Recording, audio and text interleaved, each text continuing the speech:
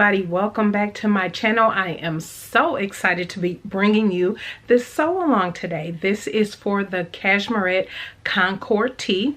The completed version is right here. You will see in part 2 me in the garment and different pictures and a short video clip and everything of me twirling around in the garment. But this video, this will be part 1. Part 2 will be sewing from beginning to end, and this part will be talking all about, today we're going to be talking about fabric, your notions, sizing, any adjustments and whatnot that you may want to consider. So starting off, again, we are doing the Concord t-shirt, and this is by Cashmerette Patterns. I'm going to take a look at my notes just to make sure I don't forget anything. But this is a very beginner-friendly pattern. I have made this before, a scoop neck version, about 2 or 3 years ago. I've had this pattern for a couple years now. And so for those who are not aware of Cashmerette Patterns have sizing that ranges from a size 12 to a size 28, and cup size from a C to a H, which I absolutely love about Cashmerette Patterns, because if you need to grade between sizes or anything like that after you've taken your adjustments, your measurements rather, then you can go ahead and choose your size and perhaps grade between sizes. Now I will say for this particular pattern, because I have had it for a couple years, I actually have the printed copy. So whether you have a printed copy or a PDF that you have printed off for yourself or had sent to print, then you can most certainly still follow the beginning of these steps that I'll be sharing with you. So again, like I said previously, I really like this pattern because it is very beginner friendly. It's actually leveled for the pattern as beginner. You can, once you've sewn this up a couple times, figure out which version works for you. You can lengthen this into a dress if you like, or a tunic version. And so quite a few options for this particular shirt. Now, the first thing I want to cover are the different views that you do have. You do have view A, which is a cropped length, high neck, short sleeve version. View B is a mid-length V-neck, long or medium cuffed sleeve. And then view C is a long curved hem, a scoop neck, short or mid hem sleeves, and sleeve tabs. So for my version that you see here, I chose a combination of view B and view C. So I do have the V-neck here, and I also have the sleeves with the sleeve tabs. So if you want to try that version, just follow along directly. Otherwise, you'll need to consider what other version you want to make, and many of the steps are just the same. It's just a matter if you want to include the sleeve tabs or not, or whether you want a scoop neck, a high neck, crop neck, or the V-neck. So some of the things that you want to consider when taking your size into account. You will notice on the size chart, again, it goes up to a size 28. I'll just speak from my own sizing that I selected for this particular pattern. I did go off of, because I have sewn Cashmerette Patterns quite a few times, I know the GH cup works perfect for me. It's a great fit around the bust line area, and so for me, I did go with a 24 GH. Now, one of the things you want to consider when you're cutting out this pattern is the negative ease. So if we go to the size that I selected a size 24 GH, which for me, my bust measurement was a 51. And so here you will notice, for me, a size 24 GH is really a 54 on the pattern. So for me, when I looked at the 54, and the reason I chose this is because when I look at the size 24, the negative ease is a 51 and 3/8 inch. I'm already a 51, so I know it will fit snug but not overly snug, and so that's why I went up a size for mine. And then again, for the waist, again, you're looking at the negative ease and that just means that it's going to have a bit of a snugger fit as opposed to loose fitting. So that's why I went with a size 24. Again, take your measurements, take your bust measurement, take your waist measurement, as well as your hip measurement, to determine how you think you would want this garment to fit. Now, one of the other things you also want to consider is the type of knit fabric that you choose. I chose a rayon knit from Joann Fabrics. That's what this is. I'll just show you a little piece of it here. It is a rayon knit, very soft, very soft. And in the booklet, you will notice that there is a stretch chart. It calls for 20% stretch in the fabric. So there is a stretch chart that I will insert the clip here.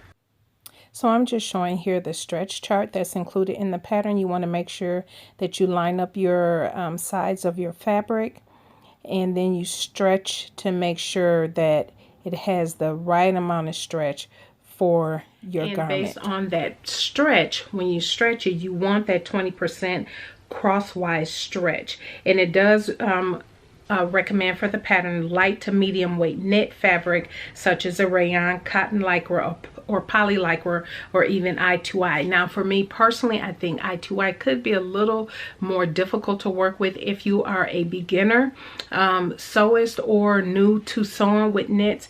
I2Is tend to roll on itself, and it might make it a bit challenging for you to sew with. So something like this, I didn't have any issues with it rolling as I was sewing with it. So this rayon knit was something that I particularly liked working with.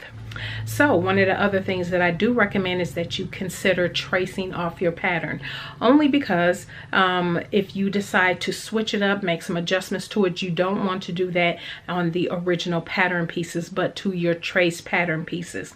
The only pattern piece that I did not trace, so I've traced off all of my pattern pieces, and I will insert a clip here shortly showing you how make sure your pattern pieces are all ironed out, everything is flat, because you want to make sure as you're tracing your pattern piece that nothing is distorted, and you're tracing exactly on the lines that you need to trace. And especially if you need to grade between sizes, you don't want any disjointment with crinkled pattern paper or something disjointed in your pattern piece as you're tracing your pattern out. Now, so far as your tracing tools, you can use anything you like. Me, it all depends on the day. I can go from using a pencil to a pointed pen, or even a fine point marker. You definitely want to use something that is not overly thick at the tip, because then you want to make sure that you're cutting into the right spot for your pattern paper. And I have also included a clip here to show you a little bit what I'm talking about there. Okay, like I was saying, you want to make sure that your pattern piece is laid out nice and flat for tracing, and grab your tracing tools and be able to put your tracing paper on top of this to go ahead and trace out whatever piece that you need. Now, say you ran out of tracing paper like I did for this particular piece.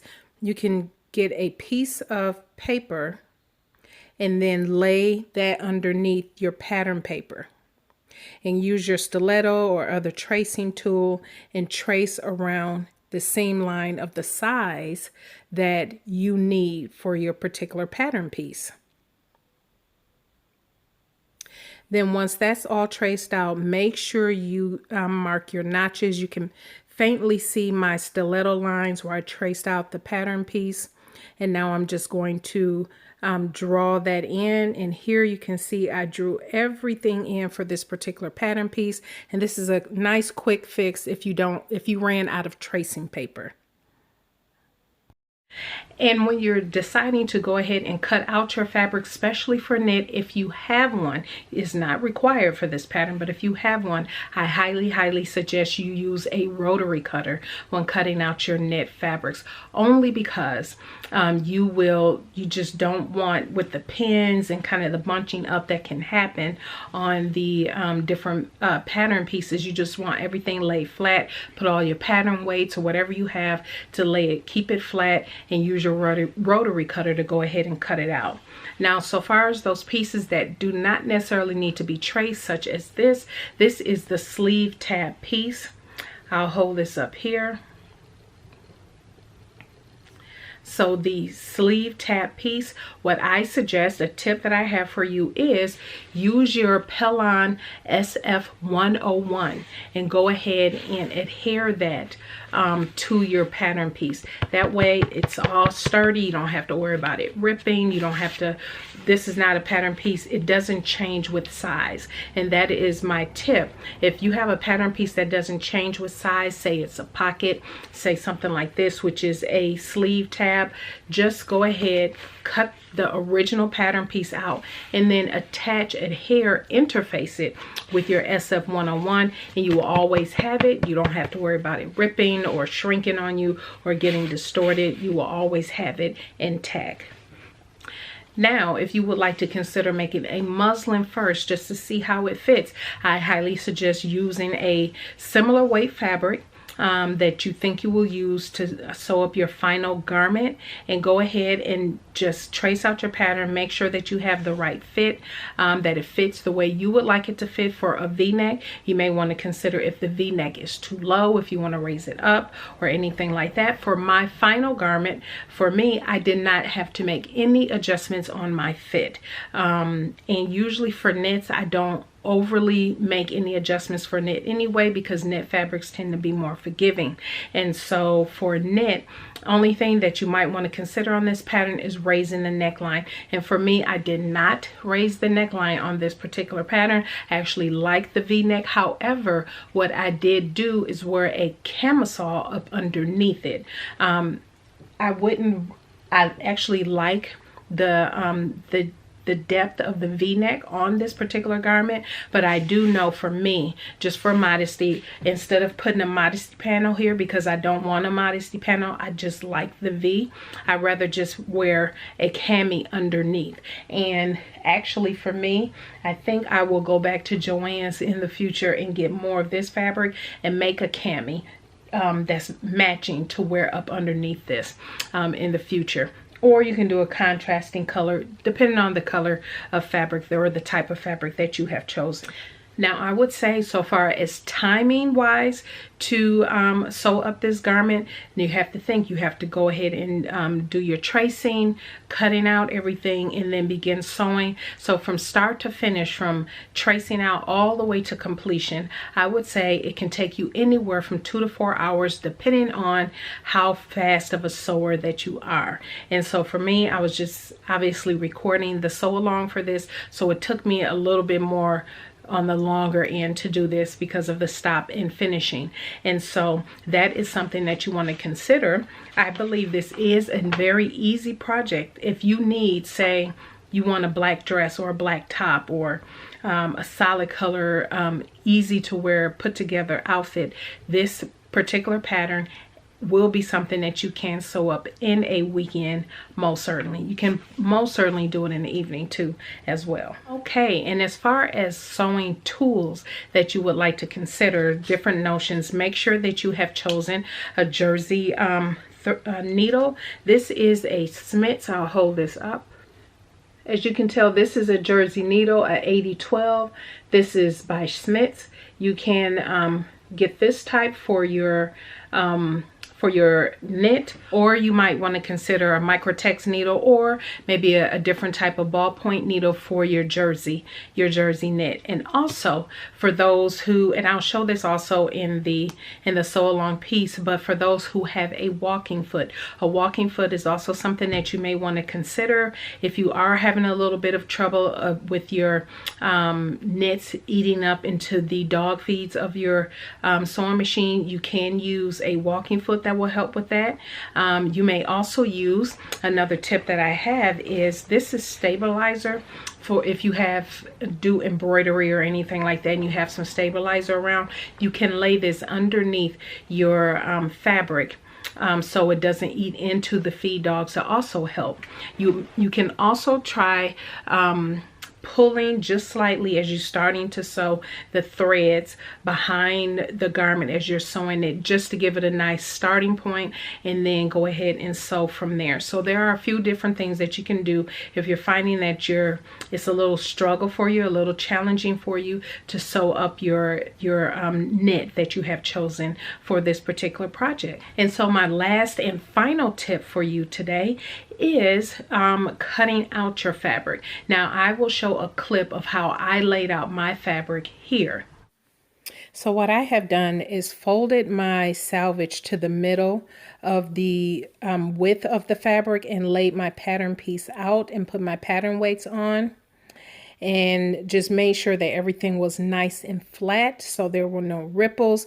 And then I used my rotary cutter to cut everything out from here.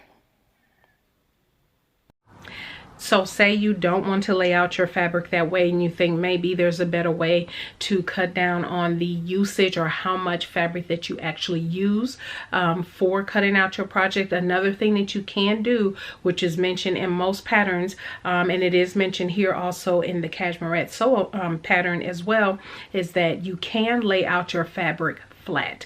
Now here is my tip for if you decide to do that as a method. For your pattern pieces that need to be cut out on the fold, I highly suggest you go ahead and use your tracing paper. Have your tracing paper fold it over halfway as you would fabric. Lay your trace out your pattern piece on the fold. So then when you unfold it, you have a full, so the back piece or the front piece. Make sure you trace it out on folded paper and then unfold it, and you will have a whole front piece, bodice piece, and a whole front back bodice piece. And that way you can lay that flat onto your fabric that's on a single layer, and then you can go ahead and cut it out. That way if you're working with some kind of directional print or something like that, you can strategically lay your whole pattern piece on that fabric the way you want that design to appear on your body, and it saves you a little bit of fabric as well. So those are a few of the tips that I have for the sew. So I hope that helped you on today to get started, get your fabric, go ahead and get your notions, your tools, and also get your sewing machine, of course, and we will see you in part 2. Again, I think this is a perfect top that you can pair with any pair of jeans. You can pair it with a suit, under a suit jacket, under a cardigan, however you would like to wear it, with a skirt, and you will be off to a great start to having something that, if you're looking to build your wardrobe staples, this is a perfect garment to get you started in the right direction. So if you have any questions, go ahead and leave them down in the comment section. If not, stay tuned for tomorrow and you will see part 2, which is the sewing from start to finish. And if you caught this later, after the sew along has been up, I will put in the iCards and down below in the description box part 2 of the sew along. Thanks everybody. We'll see you in part 2.